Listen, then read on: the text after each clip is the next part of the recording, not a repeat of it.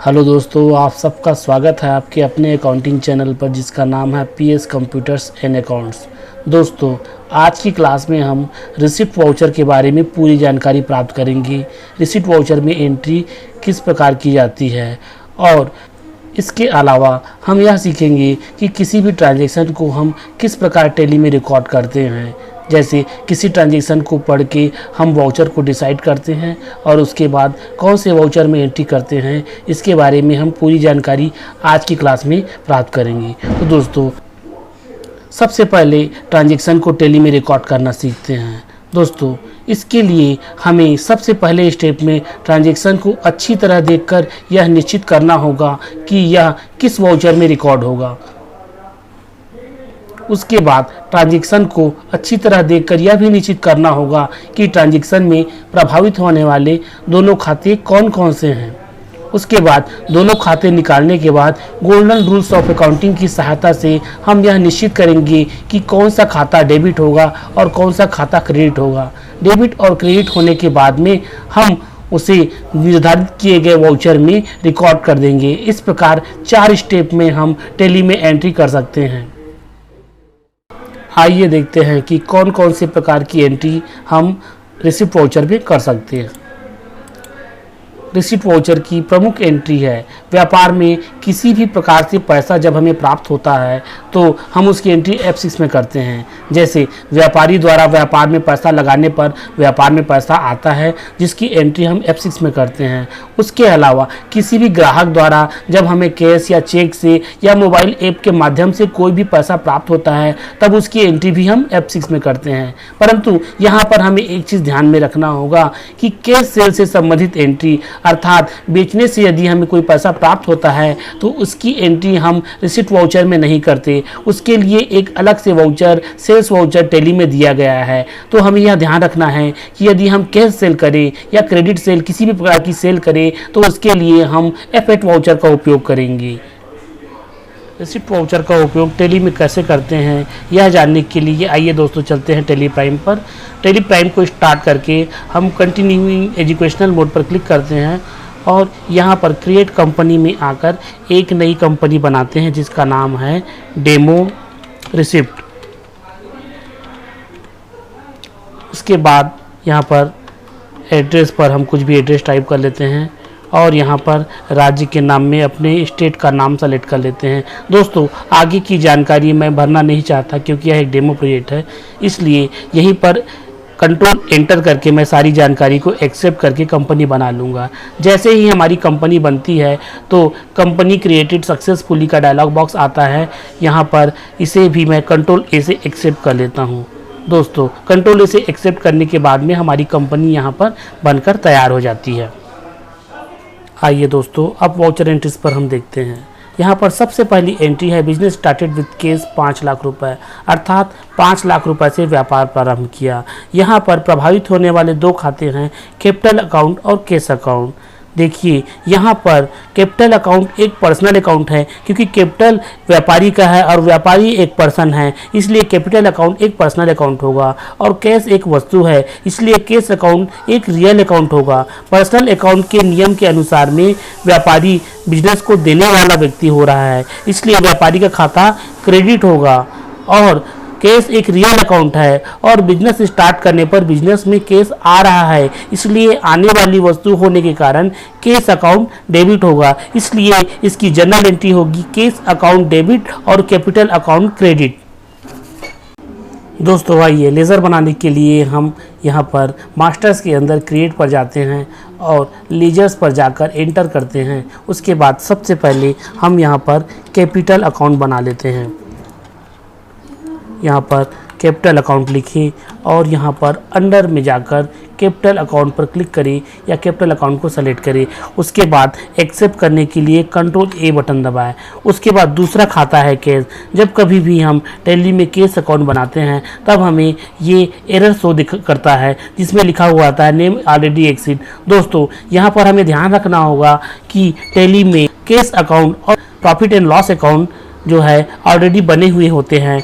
हमें ये दोनों खाते कभी भी बनाने की आवश्यकता नहीं पड़ती हैं, इसलिए कभी भी केस अकाउंट ना बनाएं, केस ऑलरेडी बना हुआ होता है। उसके बाद इसे एंट्री करने के लिए हम यहाँ पर वाउचर्स में जाते हैं, ट्रांजैक्शन के नीचे यहाँ पर वाउचर्स में जाते हैं और एंटर करते हैं। इसके बाद रिसिप्ट वाउचर में जाने के लिए यहाँ पर राइट साइड ऑप्शंस में जाके रिसिप्ट पर क्लिक करते हैं या कीबोर्ड से F6 बटन प्रेस करते हैं। जैसे ही हम रिसिप्ट वाउचर पर जाते हैं तो यहाँ पर सबसे पहले जिस डेट में हमें एंट्री करनी है वह डेट यहाँ पर एंटर करते हैं। उसके बाद कैपिटल अकाउंट क्रेडिट होगा, तो यहाँ पर बाय डिफ़ॉल्ट हमें कैपिटल क्रेडिट दिखाई दे रहा है। यहाँ पर हम कैपिटल अकाउंट को सेलेक्ट करते हैं और बिजनेस स्टार्ट यहाँ पर हो रहा है 5 लाख से, इसलिए यहाँ पर हम 5 लाख रुपए डालते हैं और डेबिट वाले पक्ष में यहाँ से कैश सेलेक्ट करते हैं और यहाँ पर हम चाहें तो नरेशन भी लिख सकते हैं। यहाँ पर मैं नरेशन अभी नहीं लिख रहा हूँ और एंटर करके इस पूरे ट्रांजैक्शन को आप एक्सेप्ट कर लें। दोस्तों अगला ट्रांजैक्शन है कुमार ब्रदर्स से 10,000 रुपये नकद प्राप्त हुए। दोस्तों यहाँ पर 2 खाते सबसे पहले हमें खोजने होंगे। तो पहला खाता कुमार ब्रदर्स का है और दूसरा खाता केस अकाउंट का है। दोस्तों कुमार ब्रदर्स हमें देने वाला व्यक्ति है, इसलिए व्यक्ति होने के कारण इसका खाता पर्सनल अकाउंट का होगा और यह देने वाला है, इसलिए गिवर होने के कारण, देने वाला होने के कारण गोल्डन रूल के अनुसार इसका खाता क्रेडिट होगा। और केस आने वाली वस्तु होने के कारण केस अकाउंट डेबिट होगा, इसलिए इसकी जनरल एंट्री होगी केस अकाउंट डेबिट और कैपिटल और कुमार ब्रदर्स अकाउंट क्रेडिट।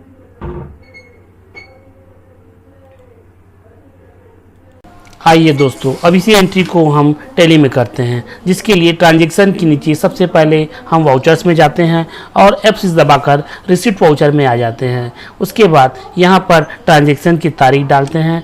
यहाँ पर हम कुमार ब्रदर्स से पैसे प्राप्त कर रहे हैं, इसलिए कुमार ब्रदर्स का हमको लेजर बनाना होगा। यहाँ पर लेजर बनाने के लिए क्रिएट ऑप्शन पर भी क्लिक करते हैं या कीबोर्ड से हम शॉर्टकट Alt+C दबा सकते हैं। यहाँ पर क्लिक करें और कुमार ब्रदर्स का खाता यहाँ पर हम बना लेते हैं। कुमार ब्रदर्स हमारा कस्टमर है, इसलिए इसका लेजर सन्ड्री डेटर्स के अंतर्गत आएगा। आगे की जानकारी हम Ctrl+A से एक्सेप्ट करते हैं और कुमार ब्रदर्स के खाते को 10,000 रुपये के साथ में हम क्रेडिट करते हैं और यहाँ पर केस अकाउंट को डेबिट करते हैं। दोस्तों आइए अब हम तीसरी एंट्री पर नज़र डालते हैं। तीसरी एंट्री है राजा ट्रेडर्स से 5,000 रुपये एडवांस चेक से प्राप्त हुए। दोस्तों जब कभी भी हमें चेक से पैसे प्राप्त होते हैं तब हम उसे बैंक में जमा करते हैं। तो यहाँ पर प्रभावित होने वाले 2 खाते हैं। पहला खाता राजा ट्रेडर्स देने वाला व्यक्ति है, इसलिए व्यक्तिगत खाते होने और देने वाला होने के कारण इसका खाता क्रेडिट होगा और जो चेक हमें प्राप्त हुआ है हम उसे SBI बैंक में जमा करेंगे, इसलिए SBI बैंक एक पाने वाला व्यक्ति होगा और उसे रिसीवर समझ के उसके खाते को हम डेबिट करेंगे। दोस्तों यहाँ पर हमें ध्यान रखना होगा कि बैंक का खाता एक पर्सनल अकाउंट होता है, इसलिए जब कभी भी बैंक में पैसा जाता है तो वह डेबिट होता है और बैंक से पैसा किसी दूसरे को जब हम देते हैं तो बैंक देने वाला व्यक्ति होता है और ऐसी परिस्थिति में बैंक का खाता क्रेडिट होता है। आइए अब इन्हीं एंट्री को हम टैली में करें। सबसे पहले रिसिप्ट वाउचर में आकर यहाँ पर हम क्रेडिट में जाते हैं और क्रेडिट में देने वाले का नाम राजा ट्रेडर्स है। राजा ट्रेडर्स का खाता हमें यहाँ पर दिखाई नहीं दे रहा है, इसीलिए हम क्रिएट में जाकर सबसे पहले राजा ट्रेडर्स का खाता बनाएंगे। राजा ट्रेडर्स हमारा कस्टमर्स है, इसलिए इसे हम सन्ड्री डेटर्स में रखेंगे और Ctrl+A से एक्सेप्ट करेंगे। राजा ट्रेडर्स से हमें 5,000 रुपये प्राप्त हो रहे हैं, इसलिए यहाँ पर 5,000 रुपये टाइप करके यहाँ पर रेफरेंस में एडवांस सेलेक्ट करेंगे, क्योंकि राजा ट्रेडर्स हमें एडवांस दे रहा है और यहाँ पर एंटर करेंगे। दोस्तों यहाँ पर राजा ट्रेडर्स से प्राप्त होने वाले पैसे को हम SBI बैंक में जमा कर रहे हैं, परंतु यहाँ पर SBI बैंक का कोई भी लेज़र हमें दिखाई नहीं दे रहा है, इसीलिए क्रिएट पर क्लिक करेंगे और यहाँ पर SBI बैंक का लेज़र हम बना लेंगे। SBI बैंक और यहाँ पर इसके ग्रुप को हम बैंक अकाउंट के अंतर्गत रखेंगे। दोस्तों, बैंक अकाउंट के संबंध में और भी अधिक जानकारी हम आगे की क्लासेस में लेंगे। इसे एंटर करके कंट्रोल ए से एक्सेप्ट करें और यहाँ पर चेक नंबर और दी गई डिटेल आप यहाँ पर यहाँ पर चेक नंबर लिखते हैं और उसके बाद यहाँ पर बैंक नाम लिखते हैं। दोस्तों, जैसे ही यहाँ पर हम बैंक नाम लिखते हैं तो यहाँ पर स्पेसिफाई बैंक नेम का ऑप्शन आता है, इस पर क्लिक करें और जिस भी बैंक का चेक है उस बैंक का नाम यहाँ पर टाइप करें। जैसे हमारा जो चेक है वो बैंक ऑफ बड़ौदा का चेक है, यहाँ पर बैंक का नाम लिखिए और यहाँ पर कंट्रोल ए से एक्सेप्ट करें।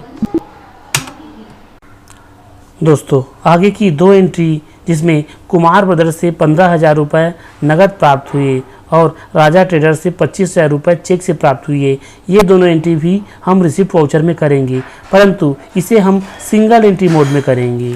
दोस्तों, आइए देखते हैं ये एंट्री हम कैसे करेंगे। सबसे पहले कुमार ब्रदर्स से 15,000 रुपये नगद प्राप्त हुए, उसकी एंट्री करने के लिए रिसिप्ट वाउचर में जाएं या F6 दबाएं। यहाँ पर हम देखते हैं हम रिसिप्ट वाउचर पे हैं। उसके बाद मोड बदलने के लिए यहाँ पर चेंज मोड दिया हुआ है या इसका शॉर्टकट कंट्रोल H है। यहाँ पर कंट्रोल H बटन दबाएं और 2 मोड हमें दिखाई देते हैं। डबल एंट्री मोड, अर्थात डेबिट और क्रेडिट में जब हम एंट्री करते हैं उसे डबल एंट्री मोड कहते हैं। उसके बाद दूसरा मोड है single entry mode. Single entry mode एक एक्सपर्ट मोड है। जब आप आगे चल के एंट्री में एक्सपर्ट हो जाएंगे तो सिंगल एंट्री मोड में आसानी से कार्य कर सकते हैं। हम यहाँ पर देखते हैं कि सिंगल एंट्री मोड का उपयोग हम कैसे करते हैं। इसके लिए सिंगल एंट्री मोड पर क्लिक करें और यहाँ पर तारीख डाल के एंटर करें। दोस्तों, यहाँ पर अकाउंट में हमें कैश या बैंक डालते हैं। जैसे हमें पैसा नगद प्राप्त होता है तो यहाँ पर कैश लिखते हैं,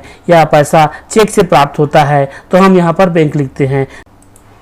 पहली एंट्री में हमें कुमार ब्रदर्स से नगद पैसे प्राप्त हुए हैं, इसलिए यहाँ पर कैश सेलेक्ट करेंगे। उसके बाद पर्टिकुलर में जिस भी व्यक्ति से पैसे प्राप्त हुए हैं उसके नाम को हम यहाँ पर लिखेंगे और एंटर करेंगे और यहाँ पर अमाउंट में जितने पैसे हमें प्राप्त हुए हैं वह पैसा हम यहाँ पर लिखेंगे।